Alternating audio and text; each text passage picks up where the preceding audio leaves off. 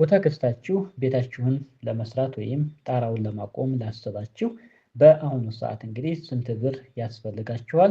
ስንት ብር ይዛችሁ ይህን ስራ ማሰብ ይኖርባችኋል? ሙሉ መረጃውን ወደ እናንተ የማቀርብላችሁ ነው የሚሆነው። አሰላሙ አለይኩም ወራህመቱላሂ ወበረካቱሁ። ሰላም እንደት ናችሁ? ወደ አብደላህ ቤተሰቦች ሁሉ ሰላም ሁሉ መልካም ከኔ ጋር አልሐምዱሊላህ ሁሉ ሰላም ነው። እናንተም በያላችሁበት ሰላማችሁ ይብዛልኝ። ውድ ተመልካቾች ቤት እንግዲህ በአሁኑ ሰዓት ለመስራት ስንት ብር ያስፈልገናል? በዛሬ ያስኩላችሁ 7/8 የሆነ ቤት ወይም ሻወርን ጨምሮ 5 ክፍል ቤት ለመስራት ስንት ብር ያስፈልገናል? የማቴሪያልስ ዋጋ ስንት ብር እየተሸጠ ይገኛል? ጠቅለል ብሎስ በብር ደረጃ ስንት ብር ይዘን ቤቱን መስራት እንችላለን የሚለውን ሙሉ መረጃውን ወደ እናንተ የማቀርብላችሁ ነው የሚሆነው። እንደተለመደው ለዚህ ቻናል አዲስ ከሆናችሁ ሰብስክራይብ በማድረግ የደወል ምልክቱን በመጫን ቤተሰብ ሁኑ። ላይክ ሼር ማድረጋችሁን አትርሱ።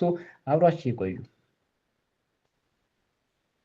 ውድ ተመልካቾች እንግዲህ ወደ ማቴሪያሉ ስንሄድ ቆርቆሮ 73 ቆርቆሮ የሚያስፈልጋችሁ ይሆናል። መግቢያ ላይ እንደነገርኳችሁ 7/8 ሻወርን ጨምሮ 5 ክፍል ቤት ያ ማለት ሳሎን፣ 2 መኝታ ቤት፣ እቃ ቤት እና እንዲሁም ሻወር ቤት ማለት ነው። እንደዚህ ነው የሚሆነው። እንግዲህ በክብ አድርጋችሁ 73 ቆርቆሮ መስራት ካሰባችሁ የሚያስፈልጉት ማቴሪያሎች ቆርቆሮ ስንጀምር 73 ቆርቆሮ በ830 ብር ስታበዙት 60590 ብር ለቆርቆሮ ብቻ የሚያስፈልጋችሁ ይሆናል። ሌላው ጠርብ ነው። እንግዲህ ጠርብ 600 ጠርብ ያስፈልጋችኋል። ጠርብ አሁን እኛ አካባቢ ላይ 76 ብር ነው። 80ም የሚሸጥባቸው አካባቢዎች አሉ። እንዲሁም አንዳንድ ወደ ገጠራማው ወጣ ሲል ትራንስፖርቱ በጨመረ ቁጥር እስከ 100 ብር ድረስ የሚሸጥባቸው አካባቢዎች አሉ። እንደየአካባቢያችሁ ታስቡታላችሁ። የ600 ጠርብ በ76 ብር 45600 ብር ለጠርብ ብቻ የሚያስፈልግ ይሆናል። በቀጣይ የሚሆነው እንግዲህ ቋሚ ነው። ቋሚ 120 ቋሚ ያስፈልጋችኋል። አንድ ቋሚ 230 ብር ነው። የ120ው 27600 ብር ለቋሚ ብቻ የሚያስፈልግ ይሆናል። ሌላው መለያ ወይንም ደግሞ ተሸካሚ የሚባል አለ። እሱ 20 ያስፈልጋችኋል። የአንዱ ዋጋ 500 ብር ነው። የ20ው በ500 ስታበዙት 10,000 ብር ለመለያ ብቻ የሚያስፈልግ ይሆናል። ሌላው ግድግዳ ማገር ነው። ግድግዳ ማገር 250 የግድግዳ ማገር ያስፈልጋል። በ130 ብር 32500 ብር ለግድግዳ ማገር የሚያስፈልግ ይሆናል። ሌላው የቆርቆሮ ማገር ነው። የቆርቆሮ ማገር 30 ያስፈልጋል። በ230 ብር 6900 ብር ለቆርቆሮ ማገር የሚያስፈልጋችሁ ነው የሚሆነው። ውድ ተመልካቾች እንግዲህ በደንብ አድምጡ ማለት ነው። ቪዲዮውንም ላይክ ማድረጋችሁን አትርሱ። በቀጣይ እንግዲህ የእንጨት ዘሮችን ጨርሰናል። ያ ማለት ጠርብ 600፣ ቋሚ 120፣ መለያ 20፣ ግድግዳ ማገር 250 ከእንጨት ዘር የሚያስፈልጉት እነዚህ ናቸው ማለት ነው። እንዲሁም የቆርቆሮ ማገር 30 ማለት ነው። ቆርቆሮ 73 ብያቸዋለሁ። ከዚህ በመቀጠል የሚሆነው ከፈፍ ነው። ከፈፍ 11 ከፈፍ የሚያስፈልጋቸው ይሆናል። በ1700 ብር 18700 ብር ለከፈፍ ብቻ የሚያስፈልግ ይሆናል።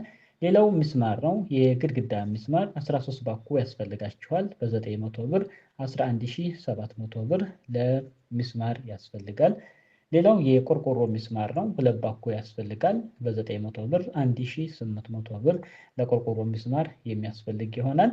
ከዚህ በመቀጠል የከፈፍ ሚስማር እንግዲህ ከፈፉ የሚመታበት 1 ኪሎ ያስፈልጋችኋል። 6 ቁጥር በ250 ብር ነው 1 ኪሎ። ስለዚህ 250 ብር ለከፈፍ ሚስማር የሚያስፈልግ ይሆናል።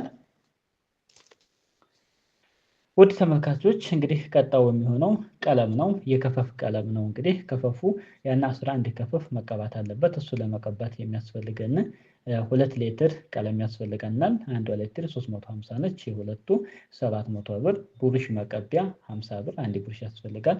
ነጭ ጋዝ 1 ሊትር ያስፈልጋችኋል 180 ብር።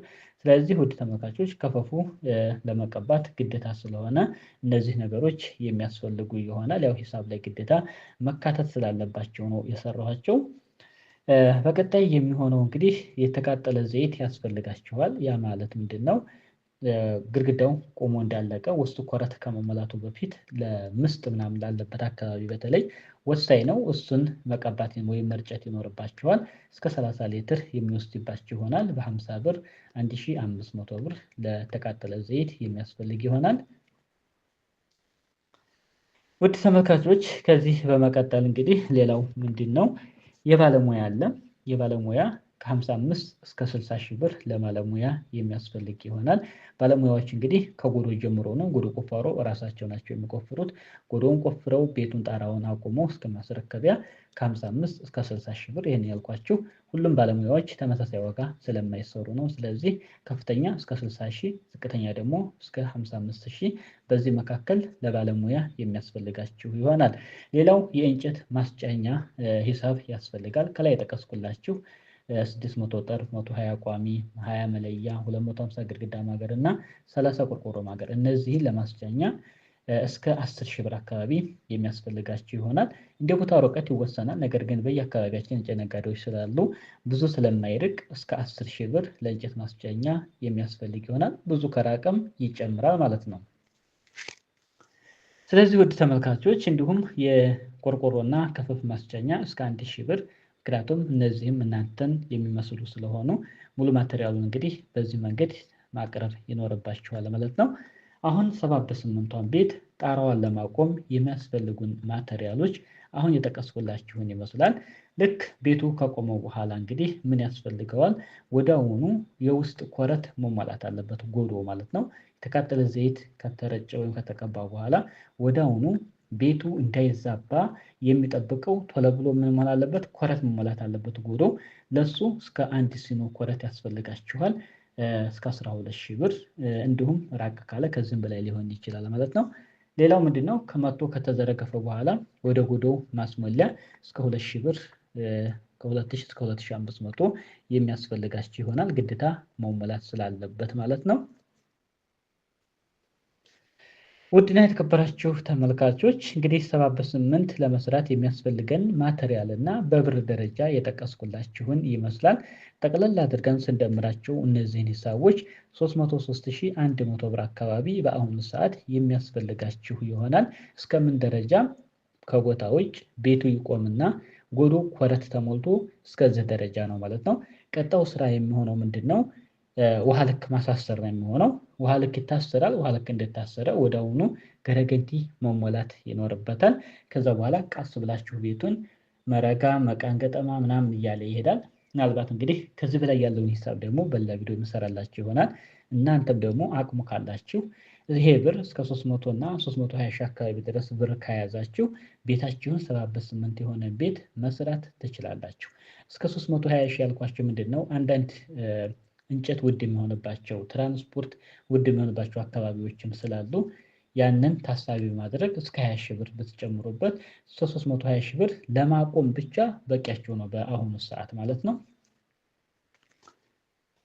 ምክንያቱም ብዙዎች ቤት ለመስራት ሲታሰብ ገና ግድግዳውን ብቻ ለማቆም ቢያንስ 500፣ 600 ሺህ፣ 700 ሺህ ብር መያዝ የሚጠበቅባችሁ ይመስለኛል። እና በዛ ልክ ታስባላችሁ ብዬ አስባለሁ። እንደሱ አታስቡት ማለት ነው። ቤት መስራት ካሰባችሁ ይሄ ብር ካላችሁ ከ320 ሺህ፣ 330 ሺህ ካላችሁ ቤታችሁን መጀመር ትችላላችሁ ማለት ነው። ቀጣው ስራ የሚሆነው ምንድነው? ቤቱን ካቆማችሁት እንደምንም ብሎ ውሃ ልክ ማሳሰር እና ውስጡን ገረገንቲ ማስሞላት ነው። ያን አደረጋችሁ ማለት ደግሞ እስከ 400 ሺህ ብር ይበቃችኋል ማለት ነው። እስከ ውሃ ልክ ድረስ እስከ 400 ሺህ ብር የሚሰራላችሁ ይሆናል። ውሃ ልክ ከታሰረ ውስጡ ገረገንቲ ተሞላ ማለት እናንተን ጊዜ ይሰጣችኋል ማለት ነው። ያ ማለት አያጨናነቃችሁም። በፈለጋችሁ ሰዓት ቀጣውን ስራ መስራት ትችላላችሁ። ምክንያቱም ያ ቤት እንዳይዛባና እንዳይወድቅባችሁ ዋናው ነገር ምንድን ነው? ውሃ ልክ መታሰሩና ውስጡ ገረገንቲ መሞላቱ ነው። ከዛ በኋላ ቤቱ አይዛባም። መወጠሪያ አታስነቅሉም። መወጠሪያ ባለበት ይሆናል። ቀስ ብላችሁ መረጋ ባሰባችሁ ሰዓት ታስመርጋላችሁ። ልክ ደግሞ መረጋን ስታስቡ ለግርፍ ዝግጁ መሆን አለባችሁ። ጭቃው እንዳይወርድባችሁ። ልክ ካስመረጋችሁት በኋላ ከ6 ወር 7 ወር አካባቢ በኋላ ቀጥታ ወዲያውኑ ብታስገርፉት እናንተም ተንፈስ ትላላችሁ። ስራ ላይ ላላችሁ ደግሞ አሪፍ ነው የሚሆነው። ስለዚህ እንግዲህ ገና ማሰብ ላይ ላላችሁ አላህ ያሳካላችሁ፣ አላህ ያበርታችሁ፣ ተስፋ እንዳትቆርጡ፣ አይዟችሁ፣ አላህ ያግዛችሁ ማለት እፈልጋለሁ። በሌላ ቪዲዮ እስከምንገናኝ ወሰላሙ አለይኩም ወረሕመቱላህ ወበረካቱ።